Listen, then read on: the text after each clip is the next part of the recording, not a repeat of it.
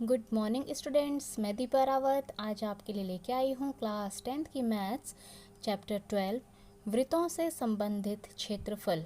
ठीक है बच्चों, ये आपका न्यू चैप्टर है वृत्तों से संबंधित क्षेत्रफल। इसमें हम आपको पता है कि ये एक वृत्त है जिसका ये केंद्र बिंदु है, सेंटर पॉइंट है O, और यहाँ से यहाँ तक की दूरी जो इसकी क्या कहलाती है, त्रिज्या कहलाती है, यानी कि रेडियस कहलाती है। हम इसको स्मॉल लेटर r से डिनोट करते हैं।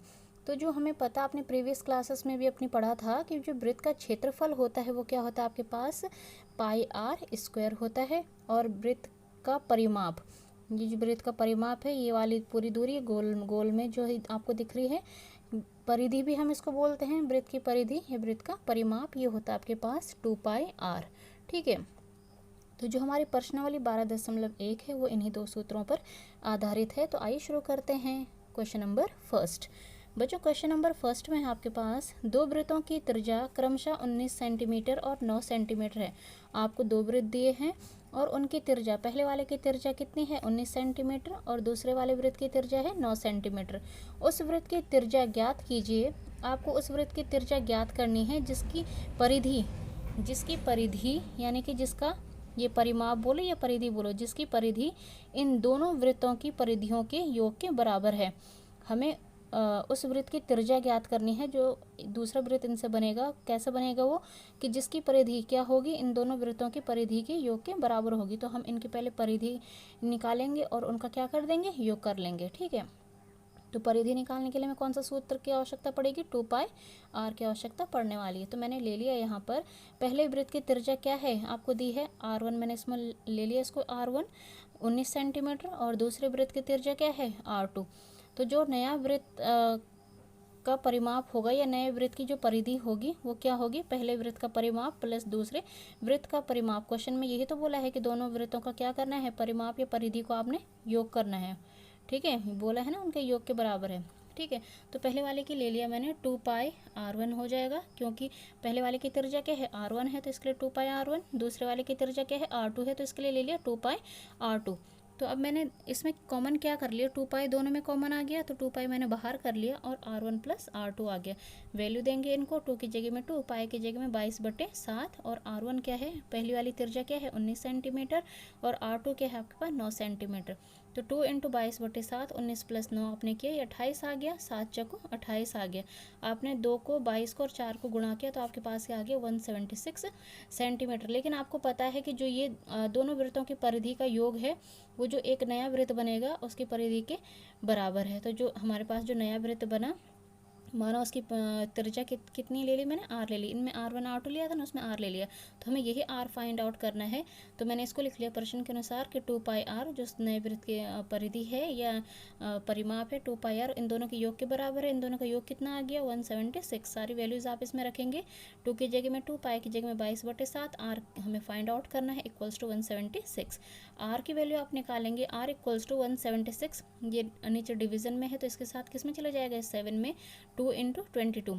आप इसमें कैंसिल आउट कीजिए, इसको मैंने कैंसिल किया तो ये हो गया 22 अट्ठे 176, ये अट्ठे कटा है। ठीक है, आप इसको सिंपल अपनी तरफ से भी कैलकुलेशन कर सकते हैं, 22 अट्ठे और फिर 2 4 जा 8 और 4 × 7 28 सेंटीमीटर आ गया। आप सिंपल इसको सॉल्व कीजिएगा, बहुत ऐसा कॉम्प्लिकेटेड है नहीं, 176 × 7/2 × 22 है। तो ये बहुत अच्छा क्वेश्चन है और इजी क्वेश्चन है। दूसरा क्वेश्चन हम करते हैं, उसमें यहाँ पे दूसरे क्वेश्चन में क्या होगा बच्चों, आपके पास इस वाले क्वेश्चन में आपके पास क्या थी, परिधि दी थी, अगले वाले में आपको क्षेत्रफल दिया होगा। ठीक है, तो सिंपल सा क्वेश्चन है, हम इसको शुरू करते हैं। क्वेश्चन नंबर 2 में है बच्चों कि दो वृत्तों की त्रिज्याएं क्रमशः, दो वृत्त हैं आपके पास और उनकी त्रिज्याएं क्या दी हैं 8 सेंटीमीटर और 6 सेंटीमीटर। उस वृत्त की त्रिज्या ज्ञात कीजिए। हमें उस वृत्त की त्रिज्या ज्ञात करनी है कि जिसका क्षेत्रफल क्या होने वाला है, जिसका क्षेत्रफल इन दोनों वृत्तों के क्षेत्रफलों के योग के बराबर होगा। ठीक है, अब हमें उस वृत्त की त्रिज्या ज्ञात करनी है कि जिसका क्षेत्रफल क्या होगा, इन दोनों वृत्तों के क्षेत्रफलों के योग के बराबर होगा, उन दोनों के जोड़ के बराबर होगा। तो पहले वृत्त की हमने त्रिज्या ले ली, जैसे उसमें ली थी r1 8 सेंटीमीटर दी है, दूसरे वृत्त की त्रिज्या r2 ले ली, ये दी है 6 सेंटीमीटर। तो जो नए वृत्त का जो क्षेत्रफल आएगा वो क्या आने वाला है, इन दोनों वृत्तों के क्षेत्रफल का योग, योग मीन्स जोड़। तो पहले वाले का क्षेत्रफल क्या होगा, पहले वृत्त का क्षेत्रफल पाई r पाई r1 स्क्वायर, क्योंकि उसकी त्रिज्या r1 है। दूसरे वाले के क्या होने वाला है क्षेत्रफल पाई r2 स्क्वायर। पाई पाई कॉमन कर लिया, r1 square plus r2 square कर लिया। पाई की जगह में 22/7 आ गया, इंटू r1 की जगह में क्या है आपके पास 8 है, तो 8 का स्क्वायर प्लस 6 का स्क्वायर। 22/7 गुणा के 8 का क्या होता है 8 8 64 प्लस 6 6 का 36, तो 22 इंटू 22/7 इन दोनों को ऐड किया तो ये 100 आ गया। तो मैंने इसको ऐसे रहने दिया क्योंकि ये अभी कट नहीं रहा है, आगे आके कट सकता है, आगे देखेंगे, ठीक है उसको।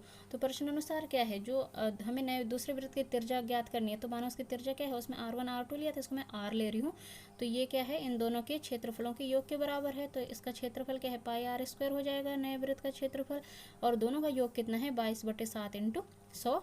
तो पाई लिखो वैल्यू दो, 22 पाई की जगह में 22/7 into r square equals to 22/7 into 100। 22/7 22/7 दोनों में है तो कैंसिल आउट हो जाती हैं ऐसी चीज़ें। यहाँ बचा r स्क्वायर इक्वल्स टू 100। तो हम आपको r निकालना है, तो r की वैल्यू क्या हो जाएगी, इसका वर्गमूल निकालेंगे 100 का, तो यहाँ आ जाएगा आपके पास 10 सेंटीमीटर। यही आपका आंसर हो जाएगा।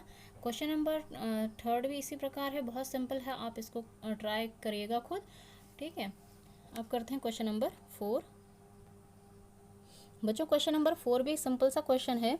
किसी कार के प्रत्येक पहिए का व्यास, हमारे पास कोई कार है उसके प्रत्येक पहिए का व्यास कितना है 80 सेंटीमीटर व्यास, समझते हैं ना आप। ये पूरी ये वाली दूरी ये 80 सेंटीमीटर है, तो हमें इसकी क्या चाहिए पहले त्रिज्या चाहिए, तो त्रिज्या क्या होती है इसकी हाफ हो जाती है, ठीक है। यदि यह कार 66 किलोमीटर प्रति घंटे की चाल से चल रही है, ये कार क्या कर रही है 66 किलोमीटर प्रति घंटे की चाल, यानी कि 1 घंटे में 66 किलोमीटर ये चल रही है, तो 10 मिनट में प्रत्येक पहिए कितने चक्कर लगाती है। तो ये 10 मिनट में इसका प्रत्येक पहिया कितने चक्कर लगाता है, ठीक है, आपको ये निकालना है। तो सबसे पहले आपको दिया है पहिए का व्यास कितना है 80 सेंटीमीटर, तो आपको इसकी त्रिज्या निकालनी है, क्योंकि हमें तो इसकी त्रिज्या चाहिए होती है भाई, तो कितना आ जाएगा हाफ हो जाएगा, तो 80 का हाफ 40 सेंटीमीटर आ गया। अब आपको क्या दी है कार की चाल दी है 66 किलोमीटर प्रति घंटा, 66 किलोमीटर प्रति घंटा तो दी है, लेकिन आपको ये ध्यान देना है कि हमें आंसर किस में 10 मिनट में निकालना है, बाकी बात का आंसर हमें किस में निकालना है 10 मिनट में। तो हम भी इसको क्या करने वाले हैं मिनट मीटर, ये किलोमीटर है तो किलोमीटर को हम किस में करने वाले हैं मीटर में, और क्या करने वाले हैं हम इसको ये प्रति घंटा है तो हम इसको मिनट में प्रति मिनट के हिसाब से निकालने वाले हैं, ठीक है। तो 66 किलोमीटर इसको हम किससे गुणा करेंगे मीटर में कन्वर्ट करने के लिए 1000 से, क्योंकि 1 किलोमीटर में क्या होता है आपको पता है 1 किलोमीटर में क्या होते हैं 1000 मीटर होते हैं, इसलिए हमने इसको 1000 से करा। और एक घंटे में 1 आवर इक्वल्स टू 60 मिनट, और 1 घंटे में कितने मिनट होते हैं 60 मिनट होते हैं, इससे हमने इसको 60 से डिवाइड भी कर लिया। तो जब हमने इसको किया तो 66 इंटू 1000/60 आया, ये 0 से ये 0 कट गया, 6 इंटू 66, अगर 6 का डिवाइड आप 66 में देंगे तो कितने बार जाएगा 11 बार, और 11 को अब 100 से गुणा करेंगे तो ये आ जाएगा 1100 मीटर प्रति मिनट के हिसाब से ये चल रही है। अब इसकी चाल मीटर प्रति मीटर में ये निकल के आ गया है। 10 मीटर में तय की गई दूरी, अब ये तो 1 मिनट में आ गई, तो 10 मिनट में कितनी दूरी ये तय करेगा भाई 10 मिनट में कितनी दूरी तय करेगा, ये तो 1 मिनट में आया, तो 10 मिनट के लिए इसको गुणा करना पड़ेगा, ज़्यादा करेगा तो 10 से इसको गुणा किया तो ये 11,000 मीटर दूरी ये तय करेगा। लेकिन ये जब एक चक्कर काट रहा है तो पूरा एक चक्कर कैसे काट रहा है, ये पूरा इसका ये पहिया घूम रहा होगा ना, तो यानी कि एक परिधि हो रही होगी, मतलब एक चक्कर में तय की गई दूरी इसकी कितनी हो जाएगी 2πr हो जाएगी, ठीक है। 2 की जगह में 2, पाई की जगह में 22/7, और r इसकी जो त्रिज्या है वो तुम्हें पता है कितनी हमने भी बोली थी 40 सेंटीमीटर बोली थी। इसको सॉल्व करके ये इतना आ गया, ये सेंटीमीटर में है, ये सेंटीमीटर में दे रखी ना वैल्यूज़, तो आंसर किस में है सेंटीमीटर में है, लेकिन हमें इसको मीटर में कन्वर्ट करना है तो इसको 100 से और डिवाइड करना पड़ेगा तब ये 700 हो जाएगा। आ रही बात समझ में, तो इतना आ गया। तो ये कह रहा है कि ये तो इतने में आ गया एक चक्कर में, ठीक है।